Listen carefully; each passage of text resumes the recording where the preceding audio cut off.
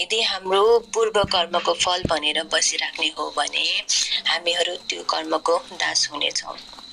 अल्छी भई हात खुट्टा बाँधेर बस्ने बानी बस्दछ, तर बुद्ध धर्म अनुसार पूर्व कर्मको फल भए पनि हामी नयाँ कर्म पनि बनाउँदै जान्छौँ। त्यसैले बुद्धले भन्नुभएको छ कि राम्रो कर्म र नराम्रो कर्म दुवैलाई राम्ररी बुझ्नु पर्दछ। कस्तो काम गर्दा आफू तथा अरूलाई राम्रो हुन्छ र कस्तो काम गर्दा हानि हुन्छ, दुवै कर्मको फल प्राप्त हुन्छ। साथै कस्तो कर्म गर्दा यो भव सागरको चक्रबाट बाहिर निस्कन सकिन्छ भनेर बुझ्नु पर्दछ।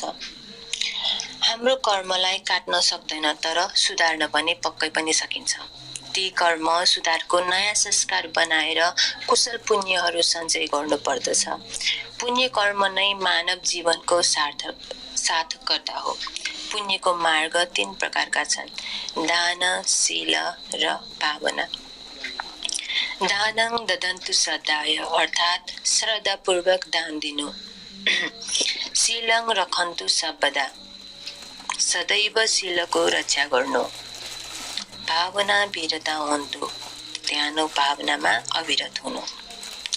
त्यसैले आफूले गरेको पुण्य कार्य नै भविष्यको लागि सञ्चित सम्पत्ति हो।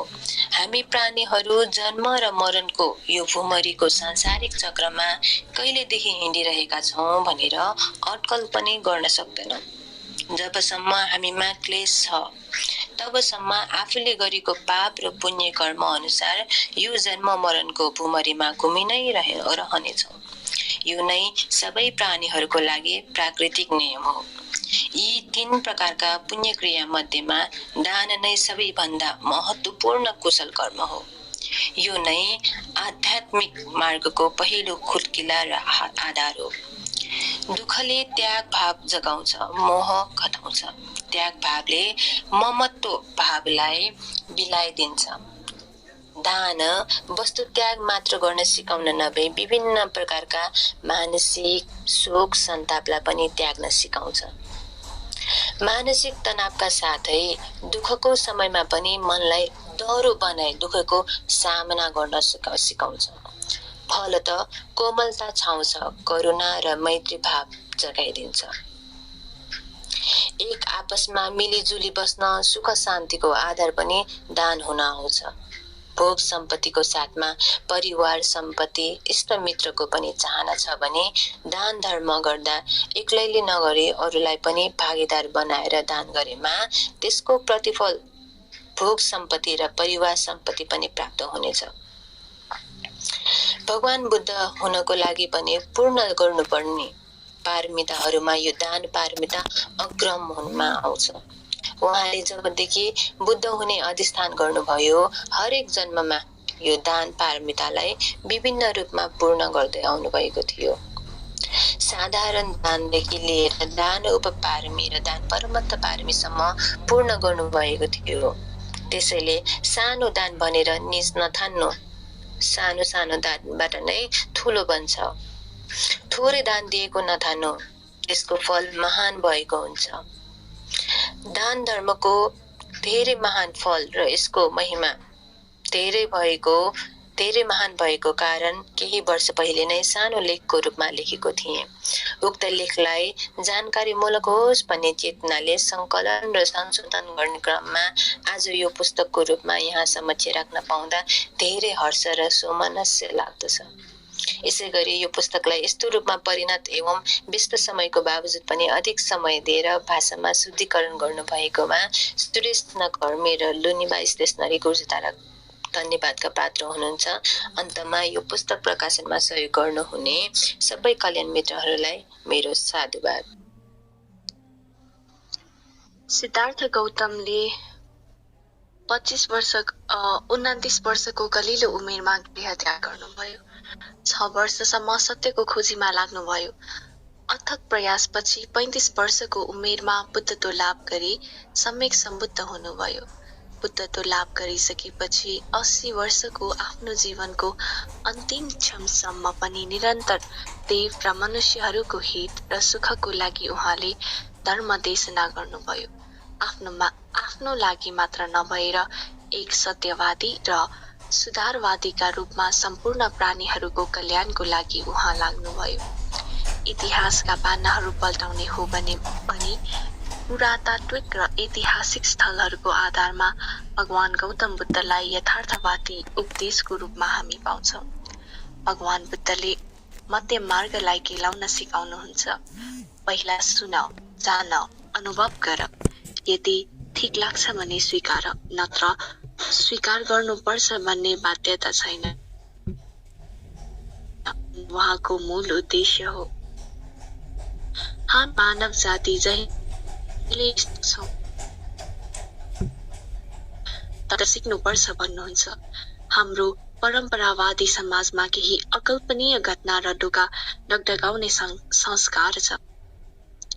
ईश्वर ईसाईमा अनेक आपद विपद आइपर्छन् भन्ने अन्धविश्वास र अज्ञानताको कारण देवी देवता तथा ईश्वरको पूजा गर्ने चलन पहिला पनि थियो र अहिले पनि छ। किन र कसरी त्यस्ता घटनाहरू भयो भने चिन्तन र मनन गर्नुको सट्टा आत्मसमर्पण गरी देवताको शरणमा जाने गर्छन्। अर्कोतर्फ मन्दिरका द्वारहरू ढाएर धर्मकर्म गरे तापनि मानिसहरू बीच भेदभाव गर्ने भावना अहिलेसम्म पनि कायमै छ। यस अर्थमा हामी के भन्न सक्दछौँ भने मानिसहरू परम्परावादी सोच र भेदभावपूर्ण जीवन पहिलेदेखि नै व्यतीत गर्दै आइरहेका थिए। दास र दासत्वको त्यो भुमरी बल्झिँदै दुःख अन्तको खोजीमा जन्जालको त्यो चक्रव्यूहमा फस्दै आइरहेको थिए। तर भगवान बुद्धले मानिसहरूलाई ईश्वर तथा देवत्वको दासताबाट मुक्ति पाउने अनेकन मार्गहरू देखाउनुभयो। यो सांसारिक भुमरीबाट उम्किने अनगिन्ती बाटोहरू देखाउनुभयो। ती मार्गहरूलाई आज हामी बुद्ध धर्मको रूपमा अध्ययन, अध्यापन र अभ्यास गर्ने गर्दछौँ। जब हामी लामो यात्राको तयारी गर्छौँ तब हामीलाई बाटोमा आवश्यक पर्ने सबै वस्तुहरू तयार गर्दछौँ। यदि यात्राको लागि सरसामानहरू तथा खर्च कम भएमा बाटोमा विभिन्न कठिनाइहरू आइपर्न सक्छ। जति लामो यात्रा गर्ने हो त्यही अनुसार अत्यावश्यकीय वस्तुहरूको हामीले बन्दोबस्त गर्नुपर्छ। त्यस्तै जबसम्म क्लेश मुक्त भई अर्हत फल प्राप्त हुँदैन तबसम्म जन्म मरणको यो सांसारिक चक्रको भुमरीमा सबै प्राणीहरू यात्रा गरी घुमिरहनु पर्नेछ। त्यसको लागि बाटो खर्चको रूपमा पुण्य नै सञ्चय गर्नु पर्दछ। पुण्य नै हामी सँगसँगै छाया चाहिँ यो सांसारिक जीवनको लामो यात्रामा साथ दिँदै हाम्रो पछि आउने छाया व अनुपाइने र यो सांसारिक चक्रको अन्त निर्वाणसम्म पुर्याइदिने साधन भएकोले यसलाई सञ्चय गर्नु एकदमै आवश्यक हुन्छ। यस्तो बाटो खर्च अथवा पुण्यलाई जति सक्यो त्यति सञ्चय गरिराख्न सक्यो भने हाम्रो जीवन यस संसारमा र त्यसपछिको संसारमा पनि सुखकर हुनेछ। पुण्य भनेको के हो त? पुण्य भनेको चित्त वा मनलाई स्वच्छ, निर्मल र निश्चल तथा शीतल बनाउने एउटा स्वभाव हो। त्यसैले पुण्यको साधारण अर्थ नै चित्तको स्वभाव वा मनको स्थिति अथवा निश्चल स्वच्छ चित्तको गुण हो। अर्को अर्थमा भन्ने हो भने पुण्य भनेको सुख शान्ति हो। भगवान बुद्धले भन्नुभएको छ कि तिमीहरू पुण्य गर्नदेखि नडराऊ, किनकि पुण्य शब्द नै सुखकर छ। त्यसैले पुण्य भनेको नै दोस्रोमा सुख र समृद्धि हो। त्यसै गरी भगवान बुद्धले भन्नुभएको छ छिटो छिटो पुण्यहरू सञ्चय गर जसको फलले हाम्रो जीवनमा सुख ल्याउनेछ। त्यसैले यो पुण्यको तेस्रो लक्षण अनुसार राम्रा कार्यहरू गर्नु वा कुशल कार्यको सञ्चय गर्नु हो। संक्षिप्त रूपमा पुण्य भनेको नै आफूलाई हित गर्ने एवं अर्कालाई पनि सुख र शान्ति दिने एक प्रकारको हलुका औजार हो, जुन हाम्रो पछि दुःख मुक्ति निर्वाणसम्म साथ दिने महत्त्वपूर्ण कल्याण मित्र पनि हो।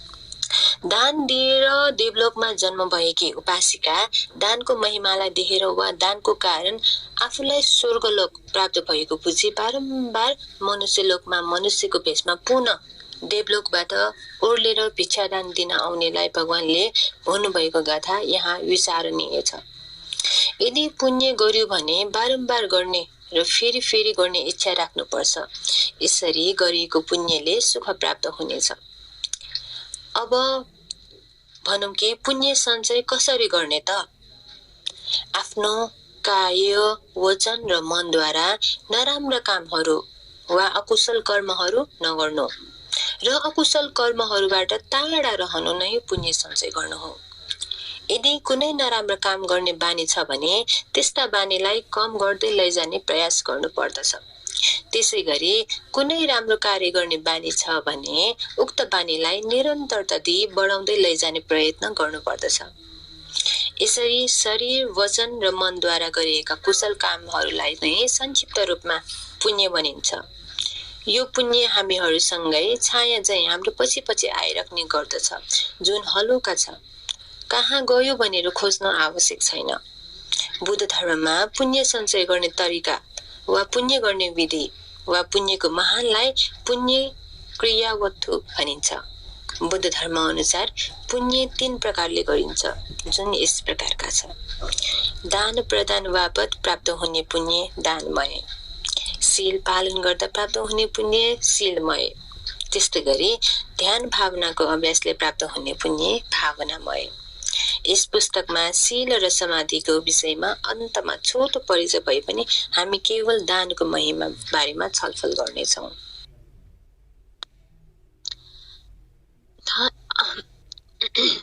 दानको शाब्दिक अर्थ दिनु, वितरण गर्नु वा सहयोग गर्नु हो। उदारता, निर्लोभता, पुण्य कार्य आदि शब्दहरू पनि यसको पर्यायवाची अर्थ दिन्छ।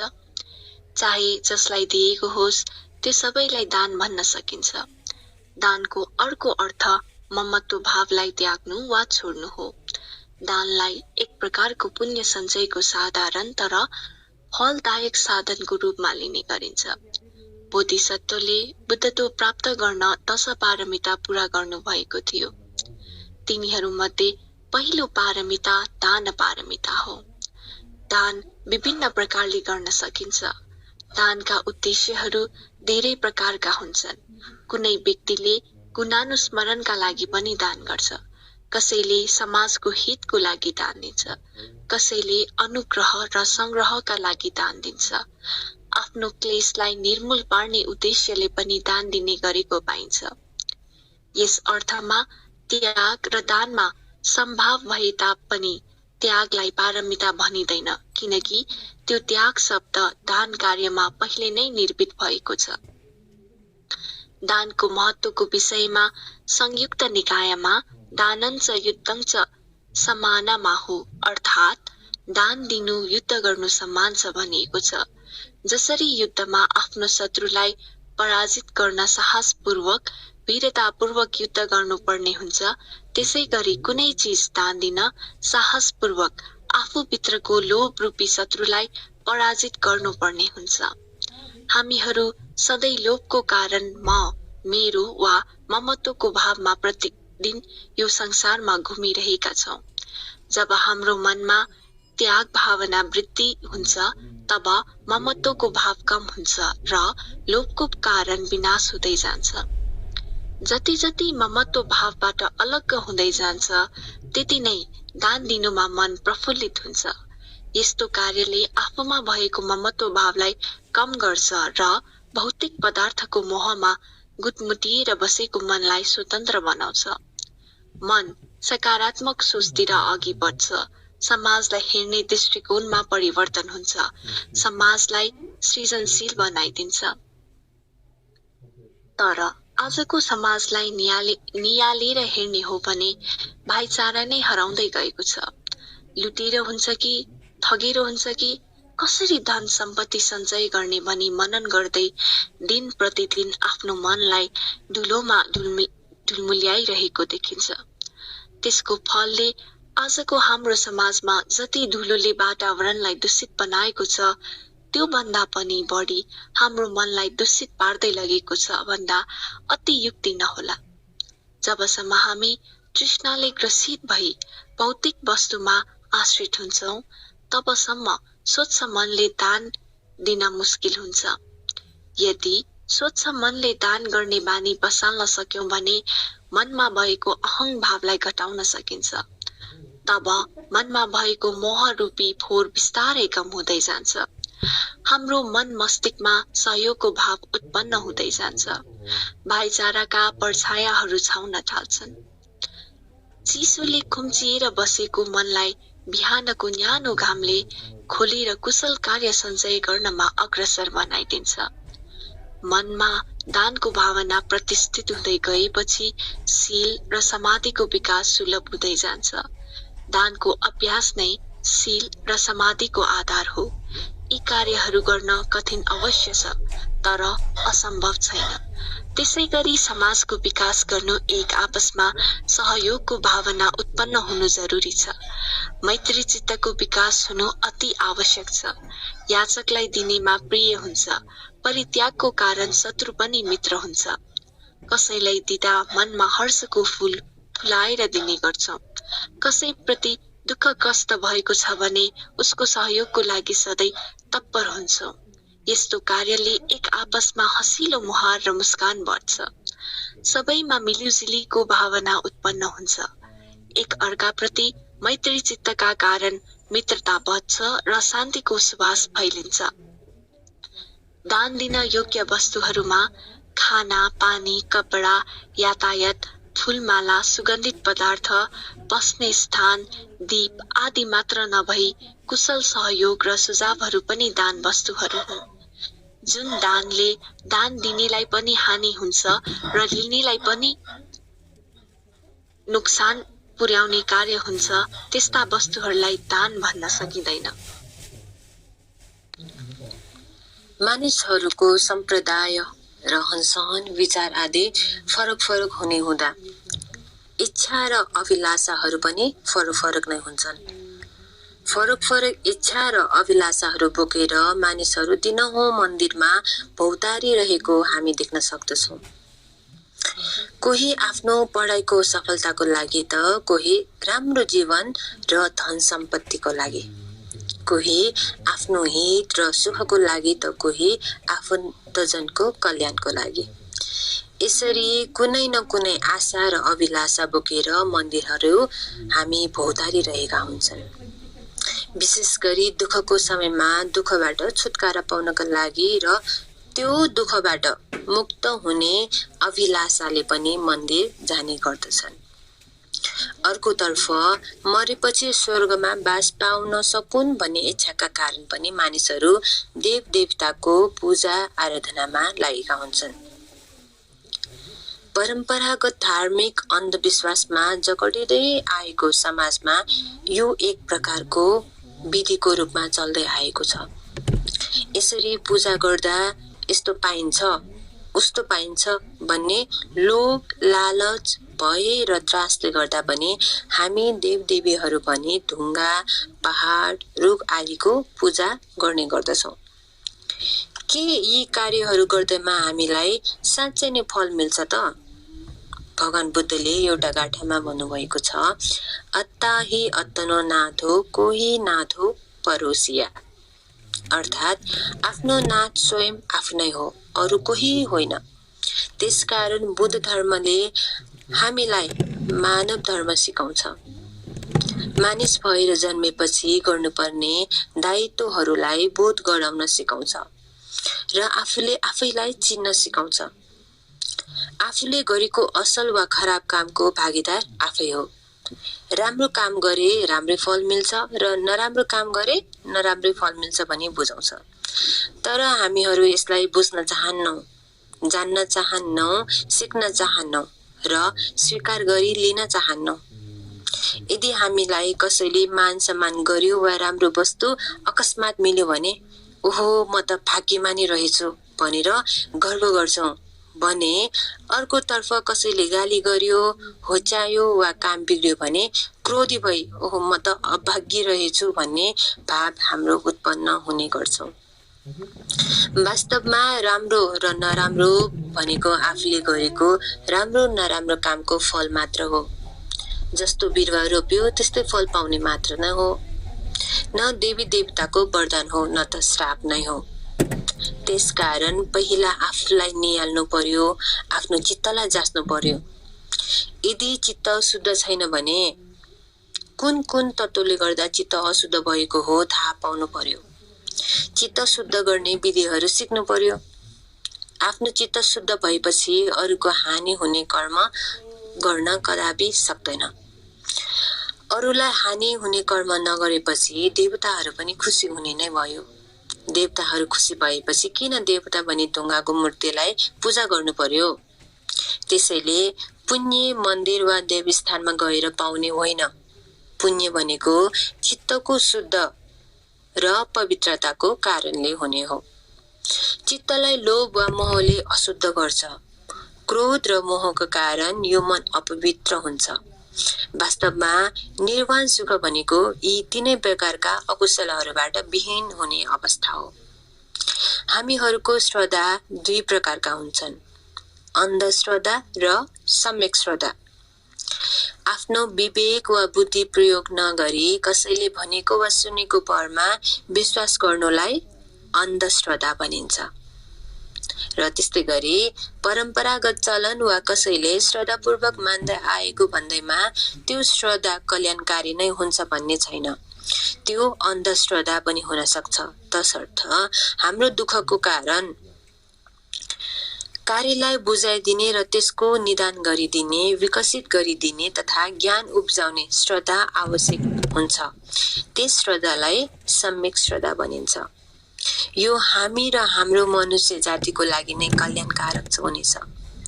सम्यक श्रद्धा भनेको कुशल र अकुशल कार्यको कारण, कार्य र फलको विषयमा ज्ञात गराइदिने श्रद्धा हो। यो श्रद्धाको फल दुःख मुक्तिको मार्गदर्शक पनि हो। उक्त मार्गमा लागेर नै हामी यो भव संसारबाट मुक्त हुन सक्दछौँ। त्यसैले सम्यक श्रद्धाले ज्ञान विवेक दिन्छ, व्यवहारमा परिवर्तन ल्याउँछ। हाम्रो व्यवहार राम्रो भएमा चरित्र पनि राम्रो हुन्छ। चरित्रमा सुधार भनेको नै समाज र संसारमा सुख छाउने फल हो। यो कुनै देवको वरदान उहाँलाई पूजा गरेर प्राप्त भएको पनि होइन। भगवान बुद्धले दुःखको कारण नै तृष्णा हो भन्नुभएको छ। हामीहरू तृष्णाको कारण सधैँ नयाँ र राम्रा चिज वस्तुहरू चाहना गर्छौँ। चाहना पूरा गर्नको लागि जस्तो सुकै काम गर्न पनि पछि पर्दैनौँ, चाहे त्यो राम्रो होस् वा नराम्रो। यदि आफूलाई नराम्रो मन पर्दैन भने स्वभावतः अरूलाई पनि मन पर्दैन। त्यसैले नराम्रो काम नगर्नु नै वास्तविक सत्य हो। जब मानिसले आफ्नो चालचलन बानी बेहोरालाई संयमित बनाउँछ तब मात्र ऊ असल मानिस कहल्याइन्छ, तब मात्र चरित्रवान कहल्याइन्छ। यदि साँच्चै देवदेवीले देखेको भए, हेरिरहेको भए हाम्रो सुध्रिएको चरित्र देखेर सायद उहाँहरू पनि खुसी हुने थियो होला, हर्षित हुने थियो होला। तर असल चरित्र निर्माण गर्नु न त उहाँहरूको वरदान हो न त श्राप नै हो। त्यो त केवल राम्रो नराम्रो मनन गरी आफूलाई राम्रो हुने छानेर लिनु हो। चरित्र सुधार गर्नु भनेको नै कुशल कर्म सञ्चय गर्नु हो। कुशल कर्मको फलले चित्त शुद्ध र निर्मल भई मन एकाग्र हुन्छ अनि यो भवचक्रको जन्म मरणको भुमरीबाट छुटकारा पाउँछ। आफ्नो दैनिक जीवनलाई सरल र सुखपूर्वक बिताउन वा शील पालन गर्नु नै चरित्र सुधार गर्नु हो। यहाँ शील भनेर विशेषतः पञ्चशील अर्थात् प्राणी हिंसा नगर्नु, चोरी नगर्नु, व्यभिचार नगर्नु, जुठो नबोल्नु र बेहोसी बनाउने पदार्थहरूलाई सेवन नगर्नु भन्ने हो। व्यक्तिको काम र व्यवहारबाट उसले शील पालन गरेको छ कि छैन भन्ने थाहा हुन्छ। फेरि शील बिना चरित्र राम्रो हुन सक्दैन। असल चरित्र बिनाको जीवन पनि टुक्रिएको जीवन जस्तै हुनेछ। त्यसैले जबसम्म चरित्र राम्रो हुँदैन तबसम्म घर तथा समाजमा शान्ति कायम गर्छु भनी सोच्नु पनि गलत नै साबित हुन सक्छ। त्यस्ता मानिसहरूले आफ्नो जीवनमा थोरै मात्र कुशल कर्म गर्ने सम्भावना हुन्छ। बिहान विभिन्न देवी देवताको मन्दिर घुमेर धर्म गरे तापनि यदि राति चाँड रक्सी खाएर जुवा तास खेलेर समय बिताएमा बिहानभर गरेको धर्म व्यर्थ जानेछ र त्यसको कुनै अर्थ हुँदैन। मुखमा राम राम बगलीमा छुरा भने झैं धर्म कर्म गर्दैछु भनेर दैनिक बिहान मन्दिर पुग्ने, देवी देवताहरूको गुणगान गाउने, तर मन्दिर बाहिर पुगेपछि जथाभावी बोल्ने, अर्कालाई गाली गर्ने, दुर्व्यवहार गर्ने, लुट्ने, पिट्ने तथा लागु पदार्थहरू सेवन गर्ने गरेमा भलो हुँदैन। यदि देवी देवता यो संसारमा भएको भए पनि के ती देवी देवताले उसको रक्षा गर्न आउलान् त? अवश्य पनि आउँदैनन्। हामी मानिसहरूको स्वभाव कस्तो छ भने आफूसँग धन सम्पत्ति रहन्जेल मनोरञ्जन र मोज मस्तीमै समय खर्चिन्छौँ।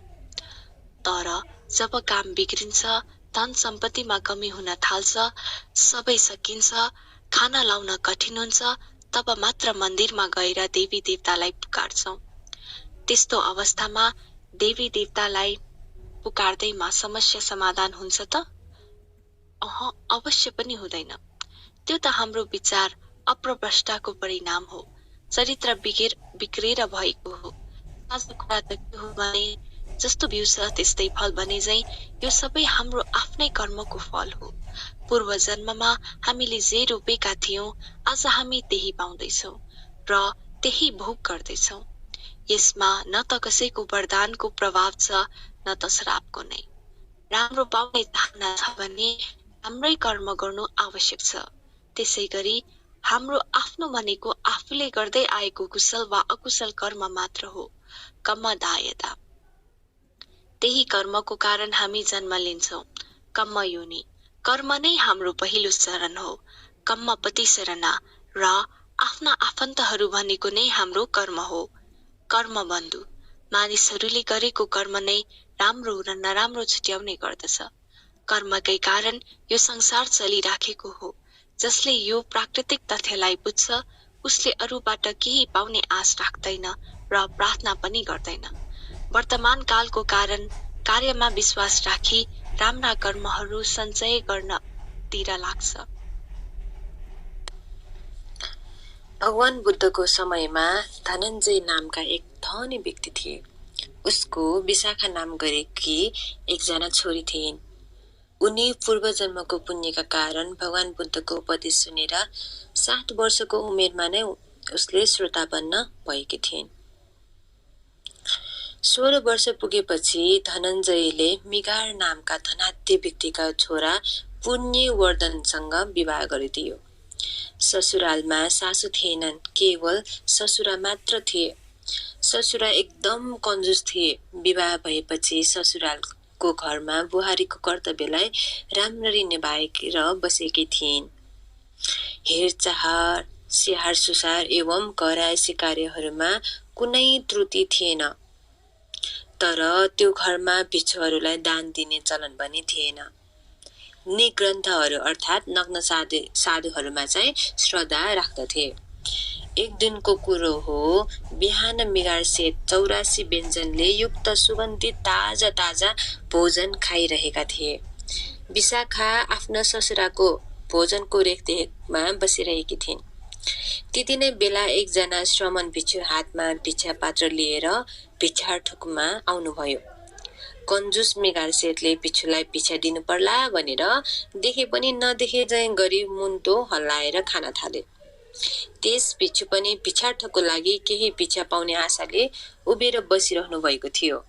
आफ्नो ससुराले देखेर पनि नदेखेको जस्तो गरेकोले दानको महिमालाई बुझिसकेकी विशाखाले आफ्ना ससुराले भिक्षुलाई देखोस् र एक भाग भए पनि भिक्षा दियोस् भनेर 2-3 पटक संकेत गर्दा पनि आफ्ना ससुराबाट भिक्षुलाई दान दिने कुनै संकेत नपाएपछि भिक्षुलाई सम्बोधन गर्दै भनिन्, "पन्ते, तपाई भिक्षाको लागि अगाडि जानुहोस्। अहिले मेरा बुवा बासी भात खाँदै हुनुहुन्छ।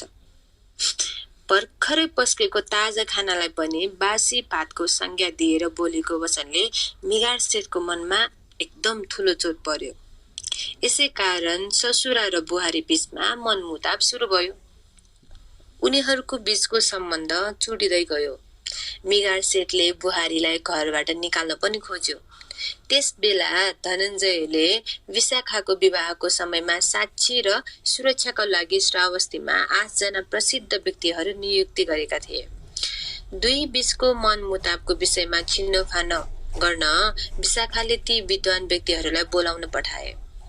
विशाखाले ती विद्वानहरूलाई बासी भातको स्पष्टीकरण दिँदै के भने त भन्दाखेरि पूर्व जन्ममा गरेको पुण्यको फलले यस जन्ममा उहाँ धन सम्पत्ति सम्पन्न हुनुभयो। त्यही पुण्यको फलले आज यस्तो ताजा खाना खान पाउँदै हुनुहुन्छ र आज उहाँसँग भएका सम्पूर्ण धन सम्पत्ति बितेका जन्महरूमा गरेको दानको फल हो। तर यस जन्ममा उहाँले दान गरेको देखिँदैन। त्यसैले यस जन्ममा भएको धन सम्पत्ति यस आराम सबै बासी हो भनेर चाहिँ जुन विशाखाको स्पष्टीकरणले मिगार सेठ धेरै प्रभावित भए र विशाखालाई भगवान बुद्ध घरमा आमन्त्रित गर्ने छुट पनि दिए। मिगार सेठ पूर्व जन्मको पुण्य बलको कारण त्यस जन्ममा पारमी सम्पन्न व्यक्ति थिए।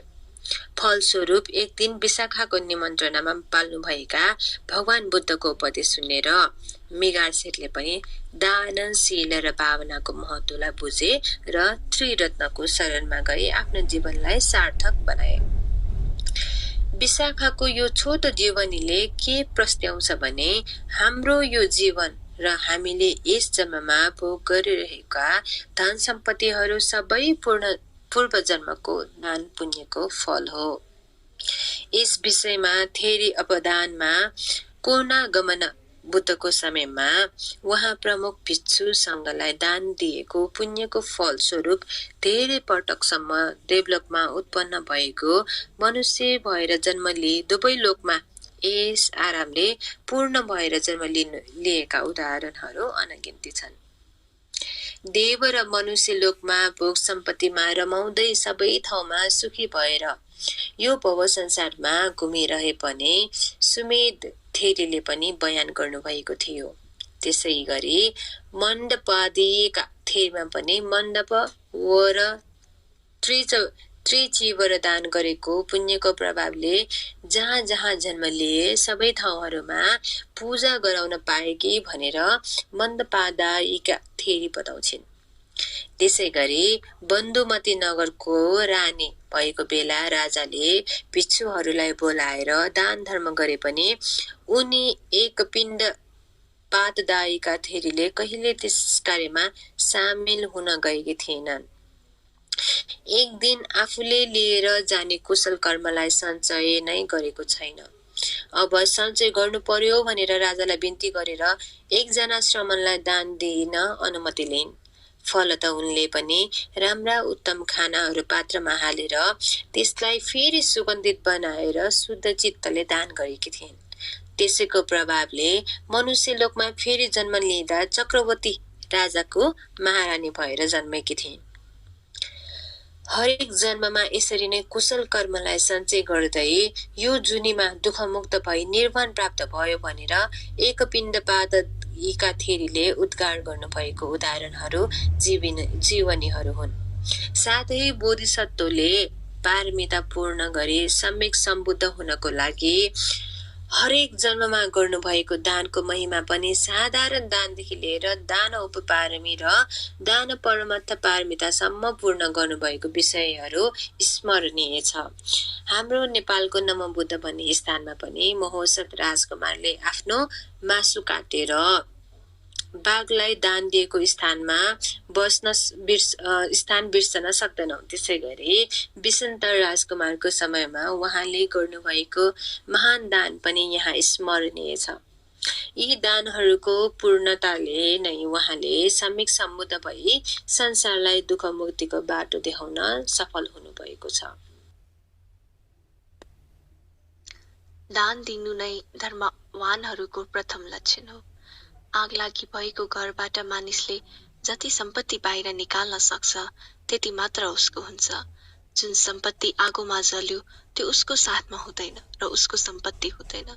जलेको सम्पत्ति कुनै कामको लायक हुँदैन, चाहे त्यो अति नै प्रिय किन नहोस्।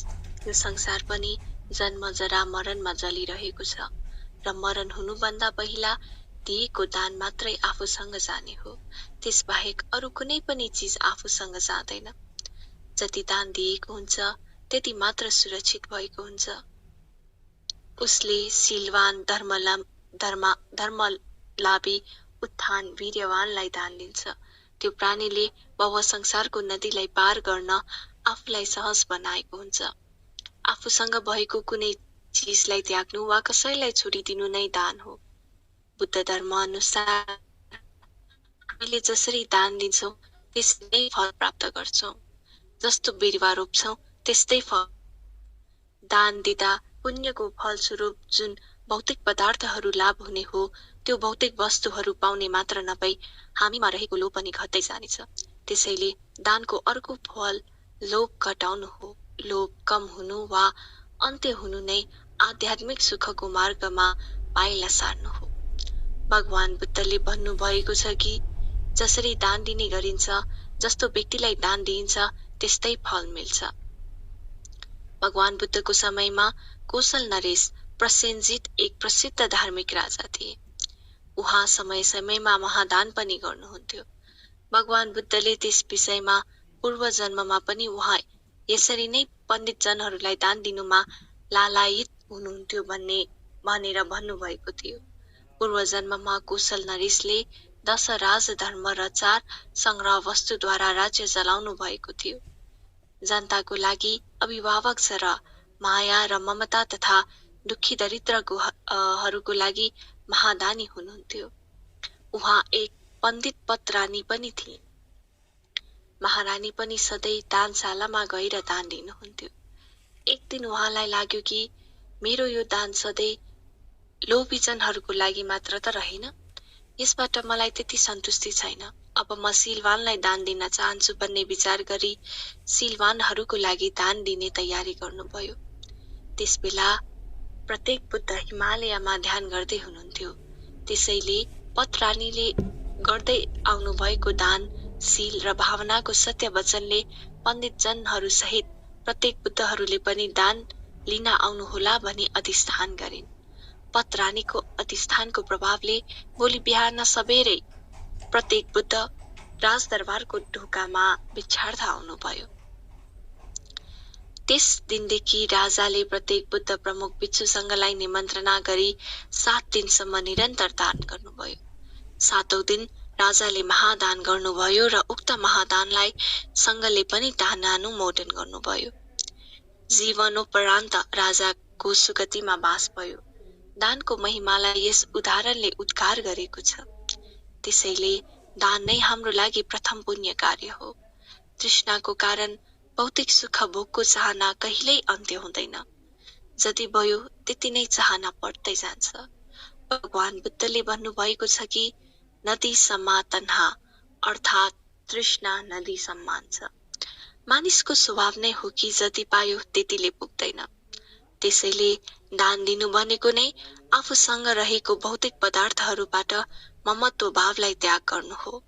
ममत्व भावलाई त्याग गर्नु नै आफूसँग भएको लोभलाई संयम गर्नु हो। यो दुःखबाट मुक्त हुने पहिलो कुटकिला हो। तर कुनै चिज अरूलाई दिन्छु भन्न जति गाह्रो छ त्यो भन्दा पनि कठिन त्यो चिज दिनुमा हुन्छ। त्यसकारण भगवान बुद्धले दान दिनु युद्ध गर्नु सम्मान हो भन्नुभयो। एक धनीको घरमा एकजना सुन्दरी काम गर्थिन्। उक्त घरमा पण्डित सल्लाहकार एकजना पनि थियो। उक्त पण्डितको एकजना छोरा थियो। त्यो छोरा पनि आफ्नो बुवा झैं अति नै ज्ञानी र पण्डित थिए। एक दिन धनीको निमन्त्रणामा दुवै बाबु छोरा धनीको घर गए। त्यहाँ ती सुन्दरीलाई देखेर पण्डितको छोरामा माया जाग्यो। घरमा फर्केपछि पनि केवल सुन्दरी मात्र सम्झन थाले। आफ्नो छोराको त्यो अवस्था देखेर पण्डितले धनी मालिकलाई आफ्नो छोराको बारेमा सबै कुरा बताए। नानीले पनि आफ्नो नोकरानीलाई 7 दिनका लागि पठाइदिए।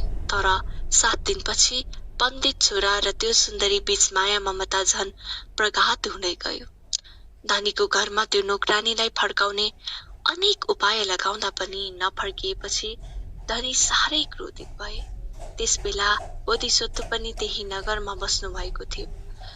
बोधिसत्व कहाँ यो कुरा पुगेपछि उहाँले तिनीहरूलाई यसरी सम्झाउनु भयो।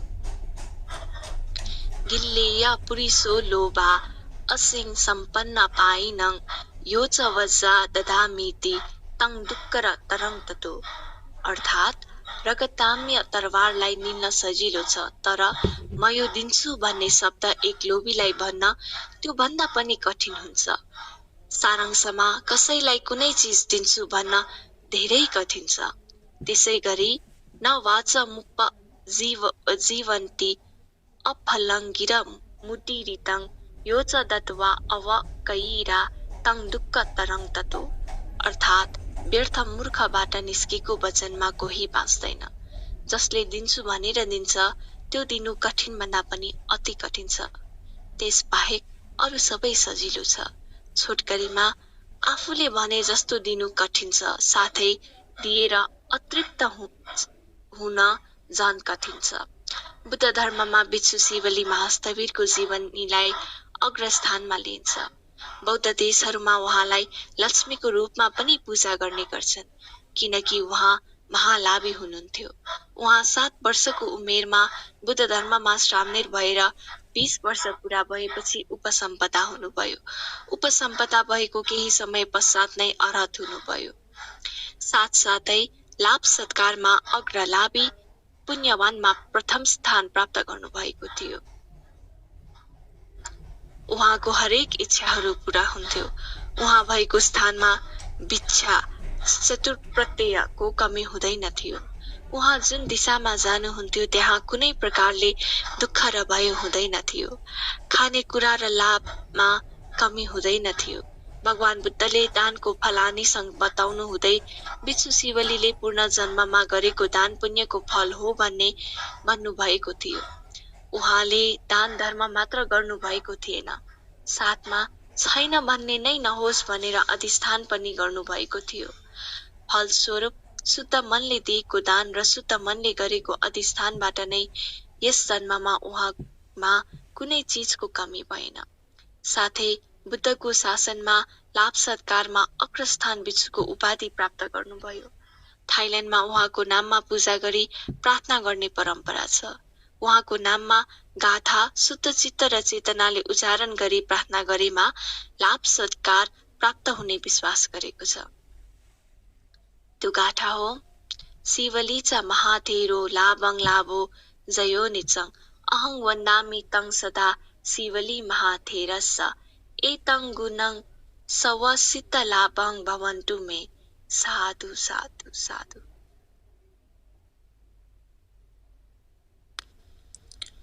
अङ्गुत्तर निकायमा भगवान बुद्धले दानलाई आमिष दान र धर्मदान गरी 2 प्रकारले विभाजन गरे तापनि विस्तृत रूपमा 3 प्रकारले व्याख्या गरेको छ, जुन निम्नानुसार छन्। आमिष दान वा वस्तु दिनु। 2 नम्बरमा हो धर्मदान वा ज्ञान दिनु। अभय दान वा माफ गर्नु। आमिष दान वा वस्तुदान भनेको के हो त भन्दाखेरि कुनै पनि वस्तुदान दिँदा अर्काको भलो होस् भन्ने चाहनाले नै दिएको हुन्छ। कुभलो होस् भनेर कहिले दान दिइँदैन। आफूसँग भएको धन सम्पत्ति, खाना, लुगा, कपडा जस्ता चिज वस्तु वा बुद्ध धर्म अनुसार 4 प्रत्यय वस्तु अर्कालाई दिनु वस्तुदान हो। कुनै पनि सार्वजनिक कामका लागि गरिने श्रमदान पनि दान नै हो। श्रमदान शारीरिक रूपमा गरिने सहयोग भएकोले यसलाई शारीरिक दान भन्न सकिन्छ। आयु, वर्ण, सुख र बलद्वारा गरिने दानलाई आमिष दान भनिन्छ। यसर्थ बुद्ध धर्म अनुसार वस्तु दान र श्रमदान दुवैलाई आमिष दान भनिन्छ। आमिष दानले मनमा लोभ घट्ने र क्लेश कम हुँदै जान्छ। विशेषतः बौद्ध उपासक उपासिकाहरूले शुद्ध मनले दान दिएको कारण आजसम्म बुद्ध धर्म र भिक्षुसँग हामी माझ रहन सकेको हो। दानको अभावमा भिक्षुसँग रहन सक्दैन र भिक्षुसँगको अभावमा बुद्ध धर्म चिरस्थायी हुन सक्दैन। उपासक उपासिकाहरूले दिएको दानको प्रभावले नै बुद्ध धर्म स्थिर रूपमा अगाडि बढिरहेको छ। दानमा अग्र जेतवन बिहारदाता अनाथपिण्डिक महाजन साथै भिक्षु भिक्षुनीहरूको लागि महत्त्वपूर्ण 8 प्रकारका दान दिने पूर्वाराम बिहारदाता विशाखा महाउपासिका यसका साक्षीहरू हुन्। त्यति मात्र नभई भगवान बुद्धको परिनिर्वाण पश्चात सम्राट अशोकलाई बुद्ध धर्मका महान दाताको रूपमा पनि लिने गरिन्छ। उहाँमा महापरित्याग र दान भावना नभएको भए सायद बुद्ध धर्म धेरै समय पहिला नै लोप भइसक्थ्यो होला। यी महान उपासक उपासिकाहरूको आमिष दानका कारण नै आज हामी बुद्ध धर्मका अनुयायी भएर बिहारमा गई धर्म लाभ गर्न पाइरहेका छौँ। पवित्र त्रिपिटक अन्तर्गत पेटवत्थु र विमानवत्थु ग्रन्थका साथै श्रावक चरित्र र जातक कथाहरूमा पनि यस वस्तुदानको विषयमा धेरै उदाहरणहरू पाउन सक्छौँ। भिक्षुसँगलाई मात्र दिनु नभई कुनै पनि वस्तु कसैलाई दिनु पनि आमिष दान नै हो। तर दान कसलाई दिएमा बढी वा कम फल प्राप्त हुन्छ भन्ने विषयमा सिलवानलाई दिएको दान त्यसमा पनि सङ्घलाई दिएको दानको फल बढी हुन्छ भने मध्यम निकायको उपरिपन्यासकमा दक्षिणाभिङ्ग सूत्रमा भगवान बुद्धले प्रस्त रूपमा व्याख्या गर्नुभएको छ। यसको संक्षिप्त विवरण पछि प्रस्तुत भएको छ। 2 नम्बरमा हो धर्मदान वा ज्ञान दिनु। आफूसँग भएको धार्मिक कुशलता तथा उत्तम ज्ञान आफ्ना साथीभाइ इष्टमित्र छरछिमेकमा बाँड्नु नै धर्मदान हो। यो दान आफ्नो प्रज्ञा र वचनले गरिन्छ। त्यस्तै आफूसँग भएको प्राविधिक वा अप्राविधिक ज्ञान अरूलाई बाँड्दा सबैको हित हुन्छ, सुन्दर भविष्य निर्माण गर्न मद्दत मिल्दछ भने त्यस्तो दानले आफूलाई मात्र नभइकन सबैलाई समृद्ध बनाउन सहयोग मिल्छ। संक्षिप्तमा अरूको भलो हुने काम गर्ने विधि तथा तरिकालाई सिकाइदिनु नै धर्मदान हो। सिद्धार्थ गौतमले बुद्धत्व लाभ गरिसकेपछि 45 वर्षसम्म देशमा गर्नुभएको धर्मलाई नै धर्मदानको एउटा राम्रो उदाहरणको रूपमा लिन सकिन्छ। करुणाले पूर्ण उहाँले देव र मनुष्यको कल्याणको निमित्त 80 वर्षको उमेरसम्म विभिन्न गाउँ नगर र देशमा भ्रमण गर्नुभई यो सांसारिक दुःखको चक्रव्यूहमा फसेर दुःख पाएका सम्पूर्ण मानव जातिलाई दुःख र दुःखको मुक्तिको बारेमा 45 वर्षसम्म धर्म देशना गर्नुभएको थियो। भगवान बुद्धले लोकहितका लागि दिनमा मानिसहरूलाई धर्म देशना गर्नुहुन्थ्यो भने राति देवताहरूलाई देशना गर्नुहुन्थ्यो। यति मात्र नभइकन आफ्ना शिष्यहरूलाई पनि यसरी नै दुःख र दुःख मुक्तिको बाटो देखाउन सल्लाह दिनुहुन्थ्यो। जब उहाँको धर्म बुझेर 60 जना श्रावकहरूले भिक्षुत्व ग्रहण गरे तब उहाँले चरत्थ भिक्खवे चारिकं बहुजन हिताय बहुजन सुखाय लोकानुकम्पाय भने भिक्षुहरू लोक बहुजन हित र सुखको लागि चारी गर्न जाऊ भनी निर्देशन गर्नुभएको थियो। यसबाट प्रष्ट हुन्छ कि उहाँले जति पनि देशना गर्नुभएको थियो सबै धर्मदानको रूपमा दिनुभयो। यस कार्यबाट उहाँले केही चाहना राख्नु भएन र भिक्षुसँगलाई पनि आमिष दानको सट्टामा धर्मदान दिनु भनी निर्देश गर्नुभएको थियो। अँध्यारोमा हिँडिरहेको बटुवालाई बत्ती बालेर बाटो देखाइदिए जस्तै यो लौकिक र लोकोत्तर ज्ञानलाई शील समाधि र प्रज्ञा अध्ययन गरी दैनिक जीवनलाई सार्थक बनाउने प्रयास गर्न सिकाउनु नै धर्मदान हो। आफूमा भएको लोभ, द्वेष, मोह, क्रोध जस्ता विकारयुक्त दूषित धुलोलाई हटाउन र क्षय गर्न सिकाई लोभ, द्वेष र मोहको भुमरीबाट छुटाउने ज्ञान अति नै अमूल्य र सुखकर हुन्छ। यस्ता महान ज्ञान दान गर्नु नै महान दान हो। त्यसैले भगवान बुद्धले भन्नुभएको छ सब्बदानं धम्मदानं जिनाति, अर्थात् सबै दान भन्दा धर्मदान गर्नु उचित छ। र तेस्रो नम्बरमा हो अभय दान वा माफ गर्नु। अभय अर्थात् भय नभएको दान नै अभय दान हो। आफ्नो मनमा भएको क्रोधलाई जितेर द्वेष भावलाई हटाई कुनै पनि प्राणीप्रति मैत्री भावना कायम गर्नु नै अभय दान हो। यो अभय दान दुई प्रकारले गर्न सकिन्छ। अव्यापाद वितर्क मैत्री चित्त, कुनै पनि प्राणीको कुबलो वा अकुशल नचिताउनु र मैत्री चित्तले युक्त भई जीवन व्यतीत गर्नु, व्यापादबाट मुक्त हुनु नै अव्यापाद वितर्क हो। त्यस्तै गरी 2 नम्बरमा हुन्छ अविहिंसा वितर्क करुणा चित्त, अर्कालाई दुःख कष्ट दिनेबाट अलग्ग भई करुणापूर्ण विचार गर्नु अविहिंसा वितर्क हो। बाहिरबाट हुने चोटलाई सहन गर्न जति गाह्रो हुन्छ त्यो भन्दा पनि क्षमा गर्न उत्तिकै गाह्रो हुन्छ। कसैलाई माफ गर्न त्यति सजिलो हुँदैन। अहं भावको कारणले मलाई यस्तो गर्यो, मेरो यस्तो लियो त्यस्तो लियो भन्ने स्वभावका कारण वैर भावले मनमा ठूलो ठाउँ ओगटेको हुन्छ। त्यसकारण क्षमा गर्न हामीलाई धेरै नै कठिन हुन्छ। क्षमा गर्नुपर्छ वा माफ गर्नुपर्छ भन्ने सबैलाई थाहा छ, तर पनि हामी क्षमा गर्न चाहदैन र मनमा त्यो वैर भावको काँटालाई बिजाउँदै हिँड्छौं। त्यसैले यो अभयदान गर्न धेरै नै गाह्रो छ। अभयदान गर्दा पहिला बाहिरबाट क्षमा दिनु अर्थात् कसैले काय वचन र मनले हामीलाई चोट पार्ने प्रयास गरेको छ अथवा हाम्रो नोक्सान चाहेको छ वा हाम्रो कुबलौ चाहेको छ भने त्यस्ता व्यक्तिहरूप्रति क्रोध रहित भई मैत्री भावना राखी उनीहरूलाई माफ गर्नुपर्दछ। तर यो तितो सत्य कसैलाई चित्त बुझ्ला त कसैलाई नबुझ्ला। त्यस्तै आफूले आफैलाई माफ गरी आफ्नो काय वचन र मनले गरेको अकुशल कर्ममा दोष देखेर ती अकुशल कार्य महसुस गरी कुशल कार्यमा लाग्ने प्रयत्न गर्नुपर्दछ। यो अभयदानको प्रमुख उद्देश्य नै दोषलाई हटाउनु हो। आफूलाई पनि क्षमा गर्न जान्नुपर्छ। अकुशल कार्यको फल नराम्रो हुने भएर त्यो कार्यलाई महसुस गरी आफूले आफैलाई क्षमा गर्नु पनि महत्त्वपूर्ण हुन्छ। त्यसैले भनिन्छ गरेर बिग्रेको महसुस गर्नु ठूलो सुधार हो। यो पनि एक प्रकारको आफूले आफैलाई दिने दान हो।